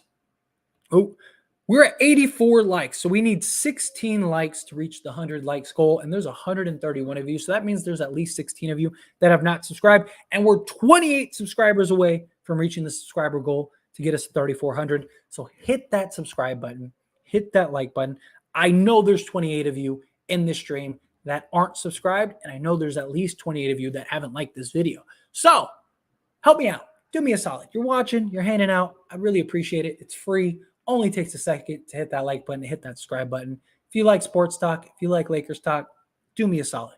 I'd be very thankful, very appreciative. I'm sure many of you get tired of hearing content creators like myself say, hit the like button, subscribe to the channel, this, that, and the other, but you don't understand the power that it has. It really does. Like, that's our currency, you know? So I'm sure you're sick of it, but help me out. Do your part. You have to be a fool to think Andy Ainge doesn't want the 27, 29 picks. Oh, he absolutely does want that. It doesn't mean he's going to get them. Like, look, and I have said repeatedly that if you're Danny Ainge, you're doing the right thing by trying to get those picks. You do whatever you can to get those picks. Now, what the end result is probably not going to be those picks, but you at least try. Like, that's just being a GM. You got to at least ask. You got to at least do your due diligence. You got to at least try, you know? So I think that that's basically what is going on here. And he's just trying to be patient because he knows we still got like 2 weeks, whatever, stuff like that. If you trade Russ and don't get at least 2 first picks, you deserve to be fired. That's not true. No, because it depends on what the benefit is. You know, like if it was like, if for what, like, let's say let's say Brad Stevens gave, you know, Jaylen Brown for a Westbrook in a second, yeah, he's probably getting fired. But the Jazz have to move off of guys. They can't keep guys. They have to cut down to 15 roster spots. You're probably unloading either Conley or Clarkson, so you're moving off of money. There are a lot of benefits that the Jazz get beyond picks. So it's not just that. Just do it. Just do it. We are on this space of time where nothing is happening. A 3-week preseason void. Oh my God. I know, right? It's like, come on. Just do it. You can do it. What happened to the Buddy Hield to Miles Turner? That the Pacers just want a ridiculous, astronomical asking price. Like, they want more than what the Nets wanted for Kyrie Irving. So it's just too much of an asking price. It makes no sense. Like, the Lakers would never do that. Danny Ainge wants the Louisiana purchase at every trade. That's the hold up. Facts. SM. I'm with you. What else? Pacers wanted to include Daniel Tyson in the deal for Westbrook and the 2 picks, I think. And they also wanted Taylor Horton Tucker. Yes, so Lakeshore Proco is right, but add Taylor Horton Tucker. So basically what they wanted, what the Pacers want is they wanted 2 first-round picks. They wanted Taylor Horton Tucker. They wanted Russell Westbrook. They wanted the Lakers to take Buddy Hield, Miles Turner, and Daniel Tice, which he's on a 3-year deal that just destroys all your cap, and you're basically stuck with this team for the next 3 years. Secondly, it's not worth giving up both first-round picks. And thirdly, we don't have THT anymore. So what is the other option? That was the big thing. Like, now they want, 2 first-round. So a deal might not even be able to get done, even if they wanted to. I'm not against keeping Westbrook for this season. Frank Vogel lost respect to the team last season. Let's see what Darvin Ham can do. I'm with you, Tsunami. I am absolutely with you. I do believe he can be very solid and really help this team out. I really do. I really think we could be that. I think Russ will buy in more. I think that Ham is gonna demand more. He's gonna be able to. He's gonna also have the backing of the organization, which I think is huge too. We need a backup to LeBron and AD. Like now. We need a solid 4 and a solid small forward. I'm starting to think Melo would be a good fit. if we didn't make any trades. So a bench scoring trade would be nice. I mean, I wouldn't mind bringing Melo back. Like if we had to. Problem is he had the worst defensive season of his career last year. But I mean, at that point, you're just trying to add him in for size and shooting. Let's see. What else we got? Here we go. Indiana deal would be great, but it ain't worth Westbrook 2 picks. Hell no. Is it worth just Russell alone? Yeah, definitely. Pat Beverly is one of the only true MVPs in the league. Dude, the dude, like his impact really is incredible. Like a lot of people really sleep on Patrick Beverly. And I'm not just talking about him because like he's the guy you love, you hate playing against, but you love to have on your team. And there's a reason for that. And his win percentage has always been great. Like I didn't have a channel back then, but I would have told you back then is that, dude, Patrick Beverly, he is a huge factor. It's fine if nobody wants him. Fine, just keep him and reap the benefits of the spinal cord. Exactly.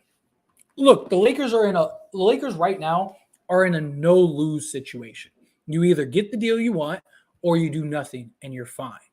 Last thing the Lakers want to do is try to press or force the issue. And now you're just in a bad position. You know, like that can happen. His defense is contagious. Absolutely, Big Kev. Facts.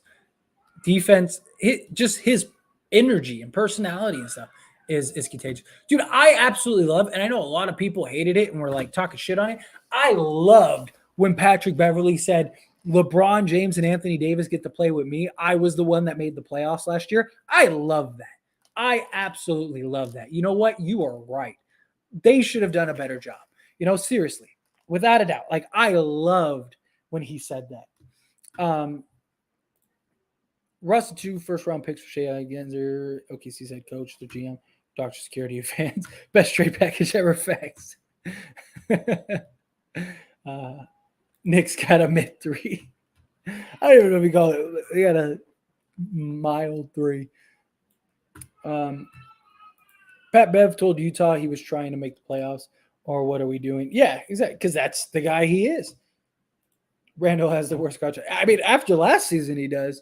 I don't think he was that bad, but I don't think he was the year prior. I think he's somewhere in the middle. I think he's an average player. I think he's good, not bad. And look, I was excited when the Lakers drafted Julius Randle. Like, I was one of the few people that were like, yes, like I wanted either Marcus Smart, or Marcus Smart was my number 1 pick. That's who I wanted more than anything. But when the Celtics got him, I was like, good, we get Julius Randle. I am okay with that. Awesome, we got Randle. Till he started playing in the NBA. And then I was like, yeah, all right. Wants to come off the sidewalk. Dude, he wants whatever he could get. He wants everything. He wants the TV, the kitchen sink, the wallpaper, all of that. What else we got? Lone Wolf, they're a live Knicks show on right now. Go support your team. Stop trolling. Yeah, it's engagement. It's always the biggest fans that leave the dumbest comments. Scary Brunson. Facts. We're terrified.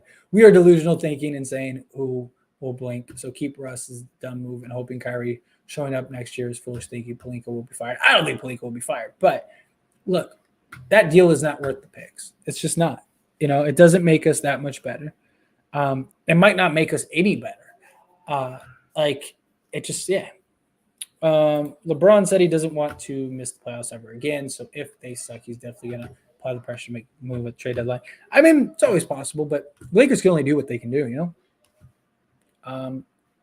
Keep Russ, signs quality free agents 2023. I am not against that at all. At all. Come on, hit that like. Yes, please hit that like button. Oh no, my phone died, so I can't do the update, or the subscriber update. But what we can do is we can do this. I need 2 more likes to hit the like goal. I'm at 98 goals or 98 likes. And then what are we at? Subscriber. We're at 3373. Hit that subscribe button.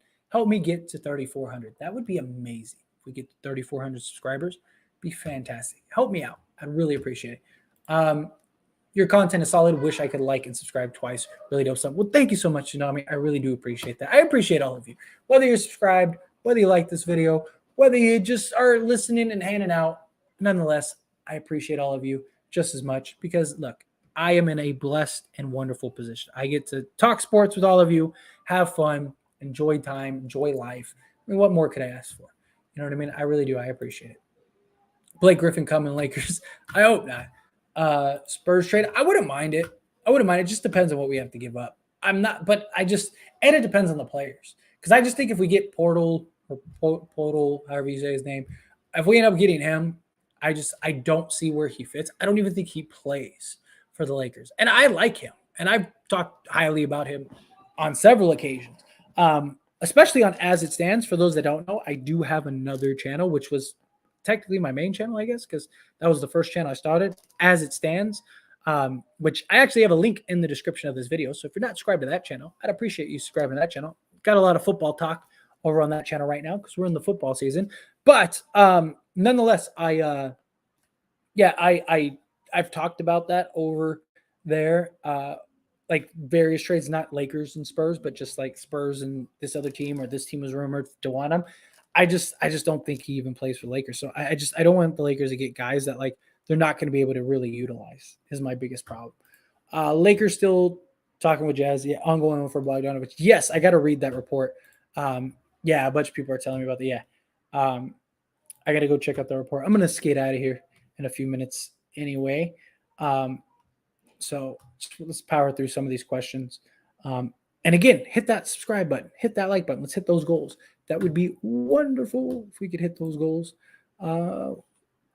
But next up, let's see. Melo was our best shooter last season for sure. Yeah, I wouldn't mind them bringing him back at all. Pacers, I believe, are currently off the table at this point. Yes, their asking point is completely outrageous. And don't forget, they left us about acquiring Brogdon. Yeah, I agree with you 100%. 100%. Yeah. I think there's a reason to keep low-key in the league. Pacers trade, then trade none for Reddish, sign Schroeder and back up. There's just no way to do the Pacers trade right now. As much as I would love that, there just isn't. There just isn't. Do you believe, can you see a well-coached Lakers team with even Russ by Darvin Ham compared to Monty Williams at the first year? I absolutely can. Look, good coaching, and Darvin Ham is a much better X's and O's guy than Frank Vogel was. I do think Darvin Ham is going to have these guys willing to run through a wall for him, and are going to be. I think they're going to be really good. I really do. I think Jazz are just blowing smoke. No reports have come from the Lakers side, and I think Ainge is just trying to play leverage games, but no other options. Yeah, exactly, 100%. I absolutely do. I mean, the whole what's her name? What is her name? Why am I blanking on her name? Yesterday, the ESPN report. That was the dumbest thing I've ever heard in my life. Like, she was like, after talking to the Jazz, my thinking is there a deal on the table or is there not? I don't care. I don't care what you think might happen. I want to, like, you are reporting and giving an update on the Jazz and a potential trade, and you didn't do that. You didn't give an update on anything. You said, I think. Ramona, thank you so much. Yeah, Ramona Shelburne. There we go. Ramona Shelburne didn't say anything. She said, I talked to the Jazz, and after talking to the Jazz, I think, or I feel, I don't care how you feel. Is there a deal on the table or is there not? What is it? Which one is it? Is there a deal or is there not? Let's find, like, I don't care what you feel like. Like, if I want, we all have feelings. Like, like that drove me crazy. I remember a report of the Jazz saying that they have deals lined up for Bowen, Clarkson, and Conley. Now Athletic saying Utah doesn't have any deals lined up. I'm both speaking to the Lakers. Yeah, because they don't. I've been saying that for the last 2-3 weeks or whatever it's been. There's no way, and no way, none, that if the Utah Jazz had their insane asking price from other teams, that they wouldn't have already taken those deals. There is no way. You're not going to wait around for the Lakers to maybe make a deal. No. If you have what you want on the table, you are taking, especially Danny Ainge. Like, that's who he is, the guy that takes that. There is no way he is not taking that. It makes no sense. That's why I said there is no way that a deal is on the table. I don't believe it. You can say whatever you want. That is nothing more than leverage plays. That is them trying to get more out of the Lakers and the Lakers getting desperate. And I am glad that the Lakers are standing pat. What else? Oh no. My auntie says hi. Well, tell your auntie I said hello. Tell her I said thank you. Random exactly. It's all cap. Lakers switch up. Not for nothing. Yeah. And yeah, thank you for the Ramona. Yes. So who published a report about Lakers Jazz deal? The one everyone's talking about today. I got to look it up. It's from The Athletic. I haven't seen that yet. I got to go check that out in a moment. We're almost at the end of the chat. I'm going to get all that. I'm going to try to go through this and then I'll go look it up and I'll get a video up for you guys. It's funny that a legit Utah reporter came out and pretty much destroyed Ramona's comments on ESPN. Yes, I love it. Dude, the Jazz note and Tony, whatever his name is off the top of my head, Johnson or whatever from The Athletic, they both have been given real updates and have said the Lakers and the Jazz are working on it. Yeah, that things are kind of on opposite ends right now, but that's part of contract negotiations. That's how it works. You know, like that's just how things play out. Tony Jones, thank you. Thank you so much, Random. Dario coming in hot with the $5 super chat. Thank you so much. I really do appreciate it. Thank you. It really does help the channel. Will Pat Bev be back next year somehow? Him and Kyrie would frustrate players. I absolutely do believe that he will be back. I just think it comes down to money. Like, how much would he be willing to take as a pay cut? Like, would he be willing to? Because the Lakers aren't going to give him another $13 million or whatever. They're just not. They won't have the money if they get Kyrie Irving. But maybe they bring him in on like, mid-level or because I think next season, if I'm not mistaken, I have to look into it and double check it. So don't quote me on it. But if I'm not mistaken, the Lakers would have the taxpayer mid-level and they would have, they'd have the mid-level, right? Because depending on what they do, but they could have the full mid-level and they'd have the biannual exception because they used the biannual 2 years ago. So biannual means every 2 years. So they could have a couple exceptions, which I could see them absorbing Patrick Beverley in, but he's not going to get his his $13 million a year or whatever. But I could see the Lakers maybe giving him like $6 million over 4 years, where I don't think another team is going to give him a new 4-year deal. So it's like, hey, you're not going to make as much money, but we'll keep you here, even if like you're falling off, even as just like a veteran presence. Like you can see something like that, like, help us out now, take care of you on the back end type thing. I'm not saying that will happen, but it's something that could. But yeah, again, I thank you so much, Dario. I really appreciate it. Thank you so much for the super chat. That was the most retelling reporting of all time. So, dude, it was incredible. I have never seen something like that ever. She's giving a report and it wasn't a report. And look, I'm not trying to knock her or anything like that. Look, she's wonderful. I'm sure she's a great person. I'm sure she's great for ESPN. She's had some interesting takes in the past, whatever. But you're doing a report and an update on the Utah Jazz, and your reporting is after talking to the Jazz, I feel like what?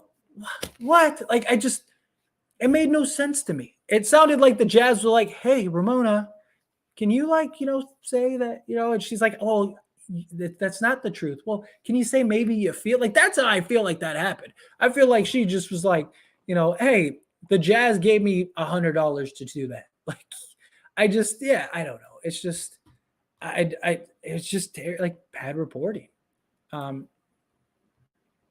Anybody know Braun minicamp? Yeah. So we know it's coming because they've mentioned it already, but we don't know when.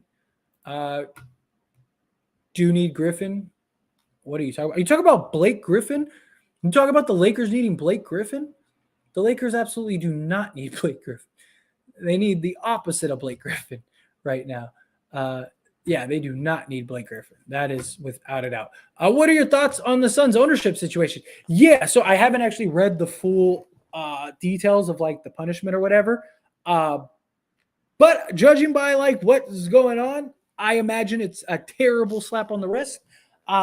Which, come on, it's just the league, unfortunately.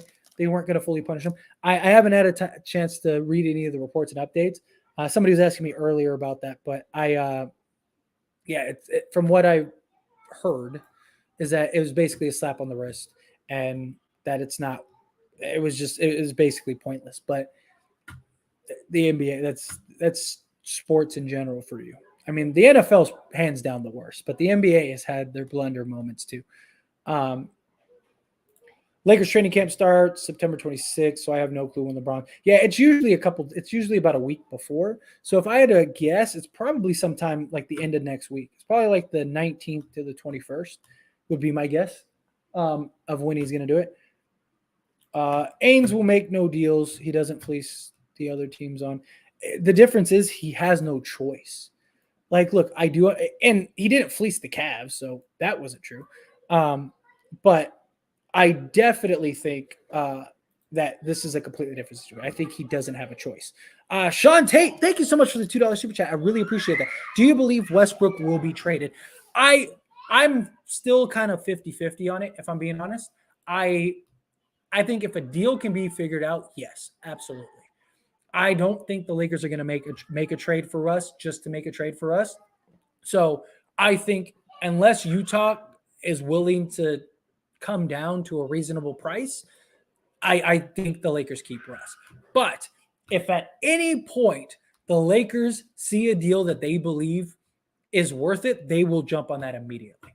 I think if the Lakers can trade Russ, they will. I think the Lakers want to trade Russ, but that they don't have to trade Russ. So I think the Lakers are going to do whatever is necessary to not have to not get fleeced is what I think. But yeah. And then Tony Jones, thank you so much. And again, thank you so much. Thank you so much, Sean, for the $2 super chat. It really means a ton to me. Trying to power through these questions so we can get on out of here. I seen September 28th. I know it's like the 26th or 28th is when training camp starts. But I don't know if that's LeBron's camp. I don't know if LeBron's camp is that. Pick swap, I think, could get it done for Bowen at least. I don't know if they want Conley and Clarkson. Conley would make the most sense, and Malik if Jazz. Yeah, I mean, I could see them working on like a couple pick swaps, especially like if you do like the 28th, like the 2028, I think is the one that they could do a pick swap on. Like that might be as valuable as like the 27th or 29th pick, because by that point Utah is hopefully, if you're the Jazz, Utah's hopefully really good, or and the Lakers are probably really bad. That's what you're hoping on. So yeah, I can see that happen. He has a 3-day mini camp before training camp. Yes, like I said, it's usually about a week before, if I'm not mistaken. Just subscribe. Thank you so much, Out the Crib Customs. I really appreciate that. Thank you so much, and welcome aboard, everybody that subscribed. And if you haven't liked this video, hit that like button. Here, let's do a quick check before I skate on out of here. Do a little thing, knock out these last like 5 comments, and then we'll be done. Okay, so we reached the goal, 105 likes. I love it. I dig it. Thank you for reaching the goal. What are we at on subscribers? We are what? Come on, update. Hurry up. There we go. We're 21 subscribers away from the goal. That is disappointing, but now's your chance. Go subscribe. I'm sure there's 21 of you watching this live stream right now that are not subscribed. Go subscribe to the channel. It takes a second. It's free. It really helps me out. Help me get to 3,400 today. That would be fantastic if I get to 3,400 subscribers. Amazing. Especially since I started this channel like 2 months ago. That would be fantastic. Utah got more in return for Gobert than Mitchell. Facts. I think the Cavs trade was terrible for them. I think that the Knicks trade, even without RJ Barrett, was better than what they got. But that's just me personally. If they going to keep Russ, they should give Indy a first pick for Buddy Hield. The problem is they want way too much, and they don't have you needed THT. They don't have THT anymore, so you can't get to the salary because Kendrick Nunn only makes like $6 million. So with THT and Kendrick Nunn, you could have traded both for Buddy, but now you can't. So they don't have a way without trading Russ to get Buddy Hield.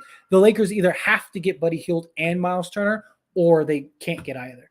But we're at the end of the chat. I'm gonna skate on out of here. I really appreciate all you. I'm gonna go read that Jazz report, and I'll get a video up for you guys ASAP.